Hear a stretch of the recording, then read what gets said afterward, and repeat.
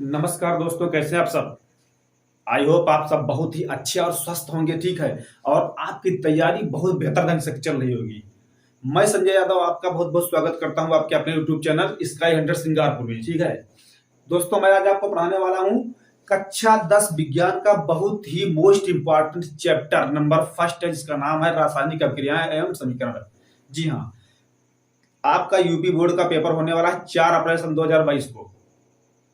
4 अप्रैल 2022 को, उसी को ध्यान में रखकर रात के 12 बजे नहीं, मैं आपके लिए इतनी मेहनत कर रहा हूं। ठीक है, आपको ये वीडियो देखना है और 100 में 100% फंसेगा, आएगा ही आएगा। ब्रह्मा जी काटने वाले नहीं है, इसको पढ़कर ही जाना है, इसको पढ़कर ही जाना है। तो आइए शुरू करते हैं आपका अपना नंबर 1 शानदार चैप्टर, जिसका नाम है केमिकल रिएक्शन एंड इक्वेशन, रासायनिक अभिक्रियाएं और समीकरण। ओके, आइए देखिए रासायनिक अभिक्रिया। दरअसल रासायनिक अभिक्रिया क्या होती है? जब एक या अनेक पदार्थ आपस में अभिक्रिया करके अपने से भिन्न नए गुणधर्मों वाले रासायनिक पदार्थों का निर्माण करते हैं, क्या कहलाती है? रासायनिक अभिक्रिया कहलाती है। ठीक है, क्या वह अभिक्रिया जिसमें एक या अनेक पदार्थ आपस में क्रिया करके अपने से भिन्न नए रासायनिक गुणधर्मों वाले पदार्थ का निर्माण करते हैं, रासायनिक अभिक्रिया कहलाती है। हाँ, रासायनिक अभिक्रिया कहलाती है। इसमें क्या होता है? एक या एक से अधिक पदार्थ आपस में अभिक्रिया करके अपने से नए भिन्न गुणधर्मों वाले पदार्थ का निर्माण करते हैं और इसको कहते हैं रासायनिक अभिक्रिया। देखिए कैसे, जैसे यहाँ पर 2 अणु है हाइड्रोजन के, 1 अणु है ऑक्सीजन का। ये दोनों गैसीय अवस्था में है और ये दोनों जब आपस में क्रिया करते हैं तो पानी का निर्माण करते हैं, जल बनाते हैं, 2H2O। तो देखिए ये पहले गैस था, ये गैस था, और जब नया बन गया तो क्या बन गया? लिक्विड बन गया। वो लिक्विड हम लिखे दे रहे हैं कि जी एस फार होता है सॉलिड, जी फार होता है, या ऐसा लिख दीजिए यहां पर, और एल फार होता है लिक्विड, जी फार होता है गैस, कभी कभी एक्वस लिख देते हैं ऐसे, इसका माने होता है एक्वस, मतलब जलीय होता है, जलीय। तो देखिए पहले क्या था? ये गैस था, ये भी गैस था, बाद में क्या हो गया? लिक्विड बन गया और पानी बन गया पहले। ठीक है, रासायनिक अभिक्रिया में भाग लेने वाले पदार्थों को क्या कहते हैं? अभिकारक कहते हैं, यानी रिएक्टेंट कहते हैं। ठीक है, और क्रिया के फलस्वरूप बने नए पदार्थ को क्या कहते हैं? उत्पाद, यानी कि प्रोडक्ट कहते हैं। क्या कहते हैं? प्रोडक्ट कहते हैं। ठीक है, तो अभिकारक क्या होते हैं? रासायनिक अभिक्रिया में भाग लेने वाले पदार्थों को अभिकारक कहते हैं, और रासायनिक अभिक्रिया के फलस्वरूप बने नए पदार्थ को क्या कहते हैं? उत्पाद कहते हैं। तो अभिक्रमक क्या होते हैं? अभिक्रमक वे पदार्थ होते हैं जो किसी रासायनिक अभिक्रिया के दर को घटा दें या बढ़ा दें, और ये 2 प्रकार के होते हैं, धनात्मक अभिक्रमक और ऋणात्मक अभिक्रमक। धनात्मक अभिक्रमक वे होते हैं जो किसी रासायनिक अभिक्रिया की दर को बढ़ा देते हैं, वह धनात्मक अभिक्रमक होते हैं।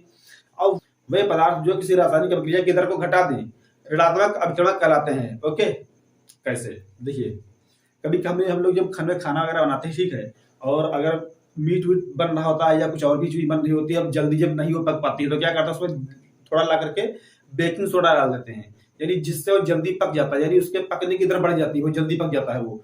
तो वे पदार्थ जो किसी रासायनिक अभिक्रिया की दर को बढ़ा देते हैं, अभिक्रमक कहलाते हैं। वे पदार्थ जो किसी रासायनिक अभिक्रिया की दर को घटा दें, वो क्या कहलाते हैं? वे अभिकारक कहलाते हैं, सॉरी ऋणात्मक अभिक्रमक कहलाते हैं। तो रासायनिक अभिक्रिया की दर को बढ़ाने वाले पदार्थों को क्या कहते हैं? धनात्मक अभिक्रमक। और जो वे पदार्थ जो किसी रासायनिक अभिक्रिया की दर को घटा दें, वे क्या कहलाते हैं? ऋणात्मक अभिक्रमक कहलाते हैं वो। आप इसका एक स्क्रीनशॉट ले लीजिए, उसके बाद हम आगे बढ़ते हैं। तो दोस्तों हमारे दैनिक जीवन में भी रासायनिक अभिक्रियाएं रोज होती रहती हैं। जैसे देख लीजिए आप, भोजन का पाचन, जो हमारा खाना पचता है वो भी क्या है?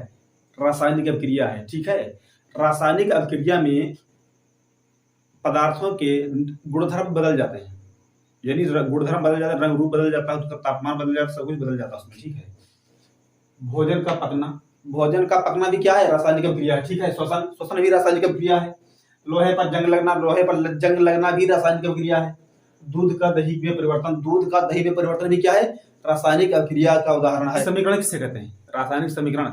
रासायनिक अभिक्रिया को रासायनिक समीकरण के द्वारा निरूपित किया जाता है। ठीक है, इसमें क्या होता है? रासायनिक अभिक्रिया में भाग लेने वाले अभिकारक तथा उसके उत्पादकों को क्या करते हैं? उसके प्रतीकों द्वारा, देखिए उसके प्रतीकों के द्वारा यानी सूत्र के द्वारा निरूपित करते हैं। ठीक है, और साथ में उसकी भौतिक अवस्थाओं को भी दर्शाया जाता है। यही होता है रासायनिक समीकरण। ओके, यानी रासायनिक अभिक्रिया को उसके रासायनिक अभिक्रिया को रासायनिक समीकरण के द्वारा निरूपित किया जाता है। रासायनिक समीकरण के अभिकारकों तथा उत्पादकों में पदार्थ के प्रतीकों का प्रयोग करते हैं। प्रतीकों के साथ उसकी भौतिक अवस्थाओं को भी दर्शाया जाता है। भौतिक अवस्थाएं किसे कहते हैं? जो चीजें हमको ऊपर से दिखाई पड़ रही है वो सारी भौतिक अवस्थाएं होती है। जैसे हमारा बाल, पूरा सारा बॉडी, मतलब स्ट्रक्चर जो कुछ है, ये सब क्या है? हमारा ये भौतिक अवस्थाएं हमारी है। क्या भौतिक अवस्थाएं जो ऊपर से दिखाई पड़ती है। देखिए, एस सॉलिड, जी फॉर जो है गैस होता है, ठीक है। जो मैग्नीशियम और सॉलिड है, ऑक्सीजन का जो है गैस है, ये क्रिया करता है तो क्या बन जाता है? मैग्नीशियम ऑक्साइड बनता है, ठीक है। और ये क्या हमारा रासायनिक समीकरण है। ये क्या हमारा रासायनिक समीकरण है। हाँ तो दोस्तों, रासायनिक अभिक्रियाओं के प्रकार। रासायनिक अभिक्रियाएं विशेष गुण के कारण या क्रिया के आधार पर यह 5 प्रकार की होती हैं। जी हाँ, ये रासायनिक अभिक्रियाएं क्या है? मतलब जो है ये विशेष गुण या तो फिर क्रिया के आधार पर 5 प्रकार की होती है, जबकि ऊष्मा या तापमान के आधार पर सिर्फ 2 प्रकार की होती है, ठीक है। पहला प्रकार इनका होता है संयोजन अभिक्रिया। क्या होता है? संयोजन अभिक्रिया, जिसे योगात्मक अभिक्रिया भी कहते हैं या फिर संकलन अभिक्रिया भी कहते हैं। इसमें क्या होता है? जब 2 या 2 से अधिक पदार्थ आपस में अभिक्रिया करके सिर्फ एकल पदार्थ का निर्माण करें। किसका करें? सिर्फ और सिर्फ एक पदार्थ का निर्माण करें। सिर्फ और सिर्फ एक पदार्थ का निर्माण करती है, वहां पर क्या होता है? योगात्मक अभिक्रिया, संकलन अभिक्रिया या फिर संयोजन अभिक्रिया। आपकी जो मर्जी कर लीजिए, तीनों नाम इसी के हैं। ओके, देखो कैसे। जैसा कोयले का दहन है, यहाँ पर कार्बन ठोस अवस्था में था, ऑक्सीजन के साथ में जो जल करके क्या किया इसने? कार्बन डाइऑक्साइड गैस बना लिया। और ये क्या बन गया? ये देखिए 2 अभिकारक थे और उत्पाद इसका सिर्फ एक था, इसलिए क्या हुई? संयोजन अभिक्रिया हो गई। ये क्या हो गई? ये तुम्हारी संयोजन अभिक्रिया हो गई। ऊपर को तीर दिखाई पड़ रहा है। तीर क्या होता है? तीर अगर ऊपर की लगा हुआ है तो ये दर्शाता है कि वो गैस है, और नीचे की तरफ अगर तीर लगा हुआ है, जैसे यहाँ पर लगा हुआ है, इसका मतलब वो अवक्षेप है। क्या है? वो अवक्षेप बन रहा है। और अगर ऊपर की तरफ है तो गैस बन रहा है। इसको ध्यान रखना जरूर। स्क्रीनशॉट ले लीजिए इसका एक, उसके बाद आगे बढ़ते हैं। तो दोस्तों, दूसरी अभिक्रिया होती है वियोजन अभिक्रिया। क्या होती है? वियोजन अभिक्रिया। ये क्या होती है? जब कोई पदार्थ क्रिया करके अपने अवयवों में टूट जाता है, उससे कहते हैं वियोजन अभिक्रिया। अवयव क्या होते हैं? अवयव वे पदार्थ होते हैं, मतलब जो है जिनसे मिलकर वो पदार्थ बना हुआ है। जैसे मान लीजिए हम लोग धान कुटवाने ले जाते हैं चक्की पर। धान की जब कुटाई होती है तब क्या होता है कि धान की भूसी दूसरी जगह गिरती है, उसमें से निकलने वाला जो कनी होती है, पालिश जिसको हम लोग बोलते हैं देहात में, वो दूसरी जगह गिरती है, और चावल तीसरी जगह गिरते हैं। मतलब जो धान टूटा तो भूसी में, पालिश में यानी कनी में, और चावल में, 3 पार्ट में बिखर गया। और ये सब आपस में बंधे हुए थे, तब क्या थे? तब थे धान। और धान को जब तोड़ा गया तो अपने अवयवों में टूट गया, जिस चीज से मिलकर बना हुआ था। इसी प्रकार से रासायनिक अभिक्रिया में होता है, जब कोई पदार्थ अपने अवयवों में टूट जाता है तो वह हम कहते हैं वियोजन अभिक्रिया हो रही है। क्या हो रही है? वियोजन अभिक्रिया हो रही है, ठीक है। इसी प्रकार से अगर हम क्या करें, किसी दूध में चावल डाल दें, थोड़ी शक्कर डाल दें, ये तीनों चीजें मिल जाएंगी, तब क्या बन जाएगा? खीर। और जब तीनों चीजें मिल करके सिर्फ एकल पदार्थ का निर्माण करती है, वहां पर क्या होता है? वहां हो जाता है भैया तुम्हारा संयोजन अभिक्रिया, ठीक है। क्या हो जाती है? तुम्हारी संयोजन अभिक्रिया हो जाती है वहां पर ऊपर, ठीक है। ये कैल्शियम कार्बोनेट है, और धूप में यानी प्रकाश का ऊष्मा लेकर के क्या करता है? ये कैल्शियम ऑक्साइड और कार्बन डाइऑक्साइड में टूट जाता है। आप लोगों ने देखा होगा जब चूना की पुताई की जाती है दीवारों के ऊपर, ठीक है, तो ये क्या करता है? जो बुझा हुआ चूना होता है, कैल्शियम हाइड्रोक्साइड, ये क्या करता है? कार्बन डाइऑक्साइड ग्रहण कर लेता है, ठीक है, इससे वातावरण से।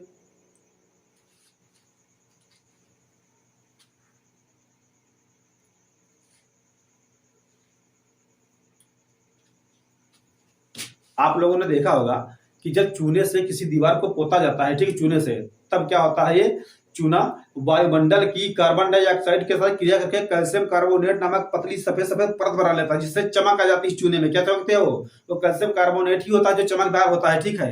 कहते हैं कभी एक क्वेश्चन आता है कि चूने से पुती हुई दीवार पर जो है चमक किसके कारण होती है? तो किससे होती है? कैल्शियम कार्बोनेट के कारण ही होती है वो, ठीक है।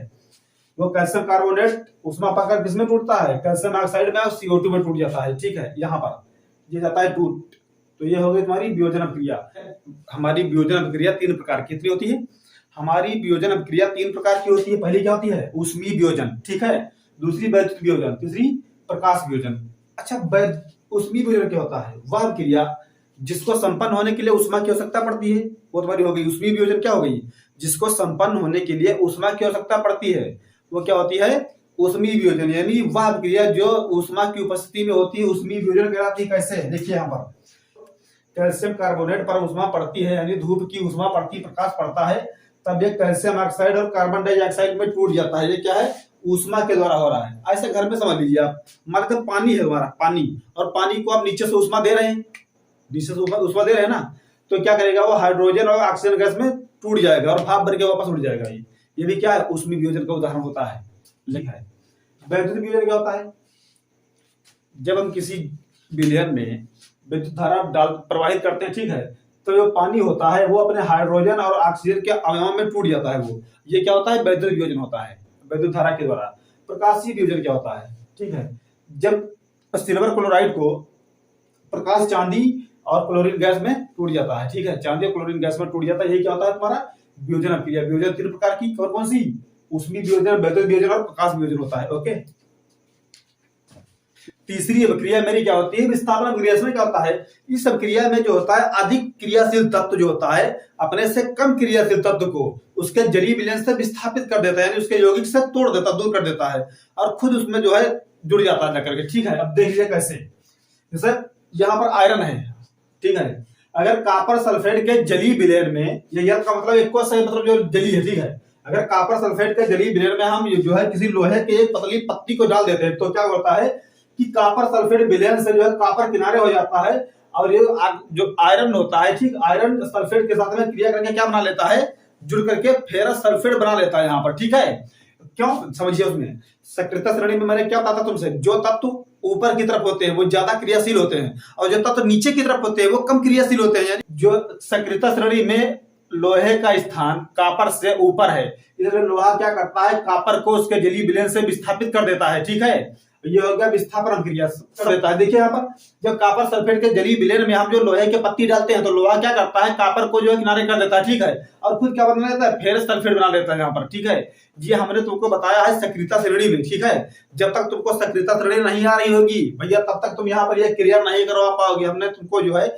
इसीलिए सक्रियता श्रेणी का एक सेपरेट वीडियो याद करने का तरीका भी है, मैंने बहुत जबरदस्त तरीके से उसमें बताया हुआ है कैसे याद करते हैं। ठीक है, अगर नहीं आपको याद है तो हम जहां पर जो है वीडियो के नीचे डिस्क्रिप्शन में लिंक दे दें उसका, और उसको देख लेना, कायदे से याद कर लेना उसको। अगर आपको सक्रियता श्रेणी नहीं आ रही तो ये क्रिया नहीं करवा पाओगे आप लोग। ठीक है, क्या यहाँ पर ये फेरस इसकी गर्लफ्रेंड को लेकर के यहाँ भाग जाएगा और कॉपर को किनारे कर देगा ये। ठीक है, यही अभिक्रिया अगर ऐसे होती है यहाँ पर Cu प्लस FeSO4, तो क्या है ये?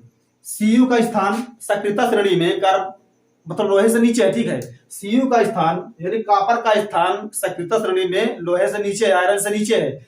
जब नीचे है तो कम कमजोर होगा ये। ठीक है, कमजोर होगा, और जो कमजोर होगा वो बड़े को कहां दबा पाएगा? ताकतवर को। बली हमेशा बकरों की दी जाती है, शेरों की नहीं दी जाती है भैया। ठीक है, यहाँ पर क्या होगा? ये कॉपर सल्फेट जब है, कॉपर सल्फेट की क्षण को हम फेरस सल्फेट के विलयन में डुबोएंगे तो कोई अभिक्रिया होगी? कोई होगी ही नहीं। ये कमजोर है, ये क्या है?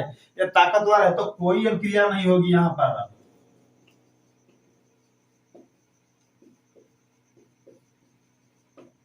यह कोई अभिक्रिया नहीं होगी। इसका एक स्क्रीनशॉट ले लीजिए। इस अभिक्रिया में क्या होता है दोस्तों? इस अभिक्रिया में क्या होता है दोस्तों? इस अभिक्रिया में आयनों का आदान प्रदान होता है। कैसे देखिए यहाँ पर, जैसे यहाँ पर लिखा हुआ है हमारा Na2SO4 प्लस BaCl2। ठीक है, तो क्या बन जाएगा तुम्हारा? ये बन जाएगा तुम्हारा BaSO4 प्लस 2NaCl। ये Na जुड़ गया Cl से और ये Ba जुड़ गया SO4 से। ठीक है, यानी सोडियम सल्फेट को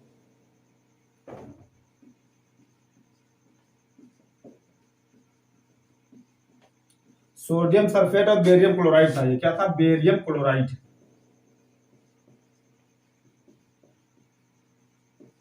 ठीक, अब ये क्या बन गया? बेरियम सल्फेट बन गया। क्या बन गया? बेरियम सल्फेट बन गया तुम्हारा। इधर क्या बन गया? सोडियम क्लोराइड, यानी साधारण ना खाने वाला वो सोडियम क्लोराइड। ठीक है, इसमें क्या हुआ? इसमें आयनों का आदान प्रदान हो गया। मान लेते हैं तुम्हारे पास जो है बुलेट है, तुम्हारे पास, तुम्हारे मित्र के पास जो है अपाचे है, तो तुम लोग बाइक पर गए हो, बाहर मतलब टूर पर गए हो निकल कर, ठीक है, लॉन्ग ड्राइव पर। उसके बाद में रास्ते में तुम लोगों ने क्या किया? ऐसा करिए, चेंज कर लेते हैं। ठीक है, गाड़ी को चेंज कर लेते हैं। तुम कुछ दिन मेरी गाड़ी चलाइए, हम तुम्हारी, यानी आदान प्रदान कर लेंगे। ठीक है, तुम्हारी मेरे साथ और हमारी तुम्हारे साथ। ओके, तो यही होता है क्या तुम्हारा द्विविस्थापन प्रक्रिया। इसमें क्या होता है, दोनों तरफ से विस्थापन होता है, ठीक, आयनों का आदान प्रदान हो जाता है। स्क्रीनशॉट। तो दोस्तों पांचवी प्रक्रिया क्या हो गई तुम्हारी, अपचयन तथा उपचयन, ठीक है, अपचयन और उपचयन। देखिए अपचयन क्या होती है, इसमें या तो हाइड्रोजन जुड़ रहे होंगे या फिर ऑक्सीजन की कमी हो रही होगी, ओके, या तो ऑक्सीजन घट रहे होंगे या फिर हाइड्रोजन जुड़ रहे होंगे, ये हमारी हो गई अपचयन, रिडक्शन की प्रक्रिया, ठीक है। हाइड्रोजन का योग अथवा ऑक्सीजन की कमी, जरूरी नहीं है कि हाइड्रोजन जुड़े और साथ में ऑक्सीजन निकले। अब क्रिया में या तो हाइड्रोजन जुड़ रहे होंगे, ठीक है, या तो फिर ऑक्सीजन की कमी हो रही होगी, यही होती है अपचयन। और अगर ये दोनों अभिक्रियाएं एक साथ में एक ही अभिक्रिया में हो रही है, मतलब ऑक्सीजन जुड़ भी रही है, ऑक्सीजन निकल रही है और हाइड्रोजन जुड़ भी रही है, ठीक है, तो यह क्या हो जाएगी, रेडॉक्स अभिक्रिया। अगर एक ही अभिक्रिया में दोनों हो जाए तो समझिए यहाँ पर कैसे, जैसे यहाँ पर देखिए यह हुआ, इसमें से ऑक्सीजन का अपचयन हो गया, इसमें से ऑक्सीजन का क्या है, निकल गई, यहां से ऑक्सीजन निकली है, ठीक है, और इसमें जुड़ी है ये, तो इसका क्या हुआ, उपचयन। ये उपचयन, ये अपचयन है, ओके, ये ऑक्सीकारक है। वह पदार्थ जो ऑक्सीजन देते हैं ऑक्सीकारक कहलाते हैं, कहीं भी देख लीजिएगा, जिसमें से ऑक्सीजन की कमी हो रही है वो ऑक्सीकारक है। कोई भी पदार्थ अगर ऑक्सीजन दे रहा है निकाल रहा है तो क्या ऑक्सीकारक है वो। यहाँ पर देखिए यह रेडॉक्स प्रक्रिया का भी उदाहरण है, ये एक पदार्थ का अपचयन हो रहा है जबकि दूसरे का उपचयन हो रहा है, और साथ में क्या है, अपचयन का उदाहरण भी है। यहाँ देखिए उपचयन क्या होता है, या तो ऑक्सीजन जुड़ेगी या हाइड्रोजन निकलेंगे। यहाँ पर देखिए या तो खाली ऑक्सीजन जुड़ रही है, हाइड्रोजन नहीं निकल रहा है, तब भी वो क्या है, उपचयन है, या ऑक्सीजन नहीं जुड़ी और खाली हाइड्रोजन निकल गए तब भी वो क्या है, उपचयन है। यहाँ पर देखिए कार्बन और ऑक्सीजन दोनों जुड़ जाते हैं तो क्या होता है, कार्बन डाइऑक्साइड बना लेते हैं ये, ठीक है, कार्बन डाइऑक्साइड यानी ऑक्सीजन का क्या हो रहा है, योग हो रहा है यहाँ पर, और ये इसलिए क्या है, ये तुम्हारी, इसलिए तुम्हारी क्या है, उपचयन अभिक्रिया है भैया, उपचयन, ऑक्सीकरण है, ऑक्सीडेशन है, इसको इसी को बोलते हैं। ले लीजिए स्क्रीनशॉट एक। तो दोस्तों वह अभिक्रिया जिसमें एक पदार्थ का अपचयन और दूसरे का उपचयन हो रहा है, मतलब एक में ऑक्सीजन जुड़ रही है और दूसरे से ऑक्सीजन जुड़ रहा है, ठीक है, दूसरे में क्या जुड़ रहा है, ऑक्सीजन जुड़ रहा है। यहाँ पर देखिए इसमें ऑक्सीजन निकल रही है और जिसमें से ऑक्सीजन निकल जाए, कमी हो जाए, वो अपचयन अभिक्रिया होती है, ठीक है, और जिसमें ऑक्सीजन जुड़ जाए वो क्या होती है, उपचयन होती है। इसमें से ऑक्सीजन निकल गई थी, कार्बन कॉपर ऑक्साइड से ऑक्सीजन निकली, ठीक है, तो ये कौन सी अभिक्रिया, अपचयन। और हाइड्रोजन में ऑक्सीजन जुड़ गई तो ये कौन सी क्रिया हो गई तुम्हारी, उपचयन हो गई लल्ला, उपचयन मेरे भाई, उपचयन। जिसको दोस्तों ऊष्मा या तापमान के आधार पर की जो होती है रासायनिक अभिक्रियाएं दो प्रकार की होती है, कितनी होती हैं, ऊष्मा या तापमान के आधार पर रासायनिक अभिक्रियाएं दो प्रकार की होती है। नंबर एक होती है ऊष्मा क्षेपी अभिक्रिया। ऊष्मा क्षेपी अभिक्रिया क्या होती है, जिस अभिक्रिया के संपन्न होने के बाद में ऊष्मा उत्पन्न होती है वो क्या कहलाती है, ऊष्मा क्षेपी अभिक्रिया कहलाती है। यानी जिस अभिक्रिया के दौरान ऊष्मा का उत्सर्जन होता है ऊष्मा क्षेपी अभिक्रिया कहलाती है। कैसे, तुमने देखा होगा जैसे अनुभूजा चूना होता है, चूना, ठीक है, और हम चूना में क्या करते हैं, चूना में पानी डाल देते हैं, ठीक है, जब हम लोग अनुभुजे चूने में पानी डालते हैं तो चूना खौलने लगता है अंदर से, ठीक है, और उसमें हाथ डालोगे तो जल जाओगे, ठीक, उसमें ऊष्मा निकलती है, ऊष्मा का उत्सर्जन होता है, उत्सर्जन माने निकल रही है, ठीक है। ऐसी अभिक्रिया जिसके फलस्वरूप ऊष्मा का उत्सर्जन होता है ऊष्मा क्षेपी, सॉरी हाँ, वो ऊष्मा क्षेपी अभिक्रिया कहलाती है। क्या कहलाती है, ऊष्मा क्षेपी अभिक्रिया कहलाती है। देखिए यहाँ पर CaO, ये अनुभुजा चूना, इसमें पानी डाल दिया तो क्या बनेगा, कैल्शियम हाइड्रोक्साइड बन गया, साथ में ऊष्मा निकली। और दूसरी क्या होती है तुम्हारी, ऊष्मा शोषी अभिक्रिया। वह अभिक्रिया जो ऊष्मा की उपस्थिति में संपन्न होती है ऊष्मा शोषी अभिक्रिया कहलाती है। यानी हम कह सकते हैं कि जो ऊष्मा शोषी अभिक्रिया होती है वह बिना ऊष्मा के नहीं हो सकती। कैसे, मान लीजिए कि तुम पानी खौलाना चाह रहे हो, पानी, और पानी वो तभी खौलेगा जब तुम उसको नीचे से ऊष्मा दोगे। क्या दोगे, उसमें से नीचे से ऊष्मा दोगे कसके, तो चूल्हा जलाओ या गैस जलाइए या हीटर जलाइए, कुछ भी जलाओ, या प्रकाश, सूर्य के प्रकाश में मतलब खौल जाए वो, ठीक है, सोलर कुकर में। तो समझिए ऐसी अभिक्रिया जो ऊष्मा की उपस्थिति में संपन्न होती है ऊष्मा शोषी अभिक्रिया कहलाती है। यानी ये अभिक्रिया बिना ऊष्मा के संपन्न ही नहीं हो सकती है, इसे कहते हैं ऊष्मा शोषी अभिक्रिया। कैसे, देखिए यहाँ पर ये HGO है, सॉलिड है, यहाँ पर HGO सॉलिड, इसको ऊष्मा दिया गया तो क्या बना, ये मरकरी अलग हो गई और ऑक्सीजन गैस अलग हो गई यहाँ पर, ठीक है। इसी प्रकार से अगर हम यहाँ पर O2 कर दें, यहाँ पर, ठीक है, क्या कर दें, 2H2O कर दें और यहाँ पर इसको गर्म कर देते हैं, क्या करते हैं, गर्म देते हैं ऊष्मा, तो क्या बन जाएगा 2H2 और प्लस O2, ये बन गया, ठीक है। यानी इसको उसमें चाहिए ही चाहिए पहले, तब ये बाद में बनेगा। स्क्रीनशॉट ले लीजिए इसका। दोस्तों अगर आपको हमारा वीडियो पसंद आया, ठीक है, तो इसे लाइक और शेयर करिए, ठीक है, और सब्सक्राइब करना तो कतई ना भूलना, समझ गए। दान दक्षिणा देते चलिए आपको, ठीक है। यानी लाइक करिए और सब्सक्राइब करिए, ठीक है, और शेयर भी करिए अपने दोस्तों के पास। खुद पढ़िए, दोस्तों को पढ़ाइए। धन्यवाद।